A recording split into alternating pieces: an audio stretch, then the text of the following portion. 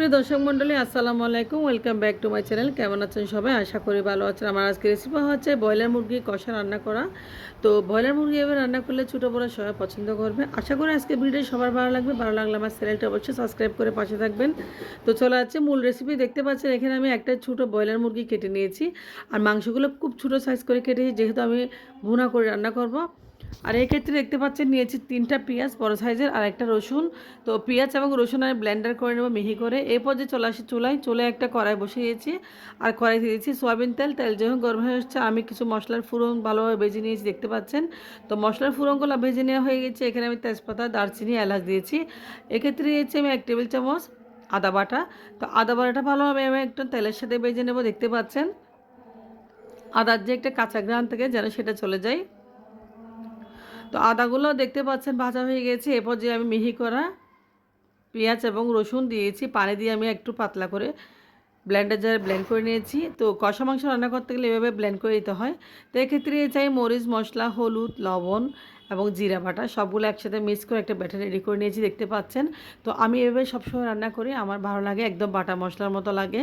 তো দেখতে পাচ্ছেন সবগুলো মশলা উপকরণ আমি ভালোভাবে এখন কষিয়ে নেব তেলের সাথে। তো যখনই আপনারা কষা মাংস রান্না করবেন এভাবে মরিচ মশলাটা ভালোভাবে একটু ব্যাটার রেডি করে নেবেন আগে থেকে। তো দেখতে পাচ্ছেন আমি এখানে দিয়েছি একটা পোলাও পাতা, যেহেতু আমার গাছ আছে আমি এখান থেকে একটা পোলাও পাতা দিয়েছি। তো এক্ষেত্রে মশলাটা কষানো হয়ে গেছে, দেখতে পাচ্ছেন। আমি দিয়ে দেবো মুরগিগুলা। আমি পা সহ পুরো মুরগিটা আজকে এখানে দিয়ে দিয়েছি, দেখতে পাচ্ছেন। আমি পুরো মুরগিটা রান্না করে ফেলতেছি। তো এখন ভালোভাবে নেড়ে চেড়ে মশলার সাথে মিক্স করে নেব যেন মশলা মাংসের ভিতরে ঢুকে। তো আমি খুন্তি দিয়ে, দেখতে পাচ্ছেন, মশলাগুলোর সাথে মাংসগুলো ভালোভাবে মিক্স করে নিচ্ছি। এই মাংস রান্না আসলে অনেক মজা। অনেকে মাটন কষা পছন্দ করে, গরুর মাংস কষা পছন্দ করে, তবে ব্রয়লার মুরগির কষাটা অনেক অসাধারণ, খুব ভালো লাগে। এবং এক মাংস দিয়ে আপনারা চাইলে রুটি, পরোটা, নান সব কিছু খেতে পারেন এবং সাদা ভাত, পোলাও, খিচুড়ি সব কিছুর সাথে এই মাংস রান্নাটা আসলে খুব ভালো লাগে। তো আপনারা তো সবসময় ঝুল দিয়ে মুরগির মাংস রান্না করে খান, ব্রয়লার মুরগি।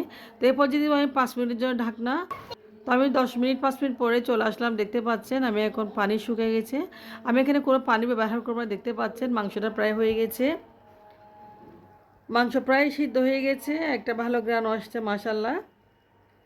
দেখতে পাচ্ছেন মাংসের যে গ্রেভি অসাধারণ হয়েছে মাংসটা আসলে।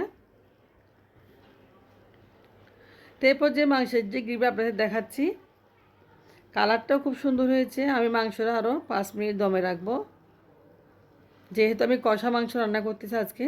তো ব্রয়লার মুরগি আসলে অনেক মজা। তো আশা করি আজকের ভিডিওটা যদি আপনাদের ভালো লাগে অবশ্যই শেয়ার করবেন, লাইক করবেন, কমেন্টস করবেন। তো এই মুরগির মাংস রান্না আমি আরও 5 মিনিটের জন্য দমে রাখবো। এখন ঢাকনা দিয়েছি।